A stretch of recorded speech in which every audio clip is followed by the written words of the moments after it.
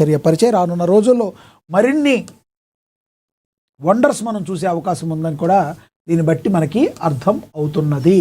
ఇంకా అదేవిధంగా చూసుకోవచ్చు, ఏఎన్ఎన్ ఛానల్ మహాపత్రిక ఆధ్వర్యంలో మోడల్ ఇప్సెట్ మోడల్ నీట్ పరీక్ష ఖమ్మం జిల్లా కేంద్రంలో నిర్వహించిన పరీక్షకు 1500 మంది విద్యార్థులు హాజరయ్యారు. Model grand test super success అయింది. 18 కేంద్రాల్లో పరీక్షలు రాశారు ఈ విద్యార్థులు. మరి ఎంతో ప్రతిష్టాత్మకంగా తీసుకున్న మరి ఏఎన్ఎన్ ఛానల్ మహాపత్రిక ఆధ్వర్యంలో ఈప్సెట్ యొక్క మోడల్ నీట్ పరీక్షను అయితే నిర్వహించారు. ఎందుకంటే సామాన్యంగా విద్యార్థులు ఒక ఆందోళన అనేది ఉంటుంది. ఎగ్జామ్ అంటే మరి కొంతమందికి మెజారిటీ % మందికి ఇప్పుడు కూడా ఎగ్జామినేషన్ ఫోబియా అనేది ఉంటుంది. ఆ ఫోబియా పోగొట్టేందుకు ఎగ్జామ్ అంటే ఏమీ లేదు, మీకు తెలిసినవి వాళ్ళు అడిగినవి మీకు తెలిసినవి రాసి ధైర్యంగా ముందుకు వెళ్ళాలి అని చెప్పేదే పరీక్ష. అలాంటి పరీక్ష అంటే ఫోబియా ఉండకూడదు. కాబట్టి ముందుగా తర్ఫీదులాగా ఈ ఎగ్జామ్ని కండక్ట్ చేయడం అనేది మరి ఏఎన్ఎన్ ఛానల్ మహాపత్రికకి ధన్యవాదాలు కూడా కాలేజీ యాజమాన్యాలు మరి తెలియపడం అయితే జరిగింది. ఇదొక అద్భుతమైన ఘట్టంగా మనందరం కూడా భావించవచ్చు. దీనిలో మరి ఏఎన్ఎన్ ఛానల్ మహా తెలుగు దినపత్రిక ఆధ్వర్యంలో ఉమ్మడి ఖమ్మం జిల్లా విద్యార్థుల కోసం ఖమ్మం జిల్లా కేంద్రం నిర్వహించిన మోడల్ ఇప్సెట్ మోడల్ నీట్ పరీక్ష విజయవంతంగా జరిగింది. ఎంతో పకడ్బందీగా రాష్ట్ర స్థాయి రీసోర్స్ పర్సన్స్తో ప్రశాంతంగా ప్రశ్నాపత్రాన్ని తయారు చేశారు. ఈ పరీక్ష నిర్వహించారు. ఖమ్మం జిల్లాలోని ఏఎన్ఎన్ ఛానల్ విజ్ఞప్తి మేరకు పలు విద్యాసంస్థలు స్వచ్ఛందంగా ముందుకొచ్చి grand test జయప్రదానికి సహకరించాయి.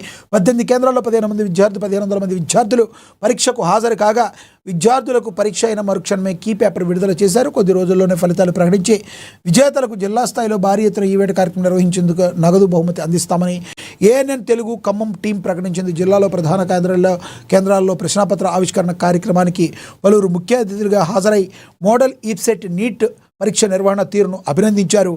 Khammam excellent college, doctor medical academy, new vision, harvest, Krishnaveni, Pragna సంస్థలతో పరీక్షా పేపర్లు పలువురు ఆవిష్కరించి అభినందనలు తెలియజేస్తూ ఈ సందర్భంగా ప్రైవేట్ కళాశాల అసోసియేషన్ ఖమ్మం జిల్లా అధ్యక్షులు జిల్లా శేషగిరి మాట్లాడుతూ విద్యార్థుల భవిష్యత్తు కోసం ప్రతి ఒక్కరూ కలిసి ముందుకు సాగాలని పిలుపునిచ్చారు. తొలిసారి నిర్వహించిన ప్రశ్నాపత్రం స్టాండర్డ్ బాగుందని, విద్యార్థులు అసలు పరీక్ష రాసే ముందు ఇది ఎంతో ఉపయోగకరంగా ఉంటుందన్నారు. ANN Khammam bureau incharge Upender ఆధ్వర్యంలో గ్రాండ్ టెస్ట్ నిర్వహణ శ్రమించి విజయవంతం చేయగా పరీక్ష నిర్వహణ వరంగల్ బ్యూరో ఇన్ఛార్జ్ మౌనీష్ కూడా పాల్గొన్నారు. పరీక్ష విజయవంతానికి సహకరించిన తల్లిదండ్రులకు, విద్యార్థులకు, యాజమాన్యాలకు ఏఎన్ఎన్ ఛానల్ మహాపత్రిక CEO కంది రామచంద్రారెడ్డి వారందరికీ కూడా ధన్యవాదాలు తెలియజేశారు. ఇలాంటివి మరిన్ని జరగాలని చెప్పి, ఎంతోమందికి స్ఫూర్తిగా ఉండాలని చెప్పి, తద్వారా విద్యార్థుల యొక్క బంగారు భవిష్యత్తుకు పరీక్షలంటే ఈ ఫోబియా పోవడానికి ఇలాంటి కార్యక్రమాలు ఉపయోగపడతాయని మనందరం కూడా ఆశిద్దాం. మరింత మందికి ఇది స్ఫూర్తినిస్తుందని మనందరం కూడా ఆశిద్దాం. ఇక తదుపరి చూసుకుంటే తమిళనాడులో ఘోర విషాదం. బాణసంచా కర్మాగారంలో భారీ పేలుడు, 18 మంది సజీవ దహనమయ్యారు. మరో 9 మంది పరిస్థితి కూడా విషమంగా ఉంది. ఎక్కడో చోట ఇలాంటివి జరుగుతూనే ఉంటాయి. గతంలో మన ఆంధ్రప్రదేశ్లో జరిగింది, ఇప్పుడు మరి తమిళనాడులో జరిగింది. తమిళనాడు రాష్ట్రాన్ని భారీ పేలుడు తీవ్రంగా కుదిపేస్తుంది. విరుధనగర్ జిల్లాలో ఉన్న ఓ బాణసంచా తయారీ కేంద్రంలో జరిగిన అత్యంత ఘోర ప్రమాదంలో 18 మంది అమాయక కార్మికులు సజీవ దహనమయ్యారు. పండుగ పూట వెలుగులు పంచాల్సిన బాణసంచా కార్మికుల ఇళ్లలో తీరని విషాదపు చీకట్లు నింపింది. అకస్మాత్తుగా సంభవించిన భారీ పేలుడు ధాటికి ఫ్యాక్టరీ భవనం పూర్తిగా ధ్వంసమై నేలమట్టమైంది. ప్రమాద స్థలంలో ఒక్కసారిగా ఎగిసిపడిన భారీ మంటలు, దట్టమైన పొగలు చూసి స్థానికులు ప్రాణభయంతో పరుగులు తీయటం అయితే జరిగింది. అంతే కదా, మరి చనిపోయిన వాళ్ళ ఆత్మకి శాంతి కలగాలని మనం కోరుకోవాలి. అదేవిధంగా ఫైర్ సేఫ్టీ ఎంతవరకు ఉంది, అసలు ఇది జరగడానికి గల ప్రధానమైన కారణాలు ఏంటి అని పోలీసులు కేసు నమోదు చేసుకుంటారు. కాబట్టి కొంతకాలం తర్వాత బయటకు వస్తుంది. ఏది ఏమైనప్పటికీ కూడా మరి ఏదైనా జరిగిన తర్వాత ఇలా అయ్యో అని రియాక్ట్ అవ్వడం కంటే జరగకుండా ఉండడం చూసుకోవడం ప్రతి ఒక్కరి బాధ్యతగా ఉంటుంది. మరి సంబంధిత అధికారులు ఏం చెప్తారో మనం వేచి చూడాల్సిన పరిస్థితి దాని గురించి. ఇక గవర్నర్తో సీఎం రేవంత్ రెడ్డి భేటీ అయ్యారు. విద్యాసంస్థలో డ్రగ్స్ మహమ్మారికి చెక్. జూన్ 12న ఎల్వి స్టేడియంలో భారీ అవగాహన సదస్సు.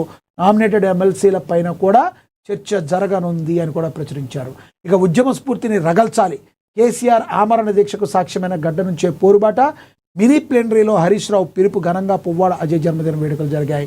ఖమ్మం జిల్లా వేదికగా భారత రాష్ట్ర సమితి శ్రేణులు సమర శంఖాన్ని పూరించాయి. ఉమ్మడి ఖమ్మం జిల్లా మినీ ప్లేనరీ సమావేశం నాయకులు, కార్యకర్తలు నడుమ అత్యంత ఉత్సాహభరితమైన వాతావరణంలో జరిగింది. కీలక సమావేశానికి మాజీ మంత్రి, శాసనసభలో BRS deputy floor leader Thanneeru Harish Rao ముఖ్య అతిథిగా హాజరై పార్టీ శ్రేణులకు దిశానిర్దేశం చేసినట్లుగా కూడా ప్రచురించడం అయితే జరిగింది.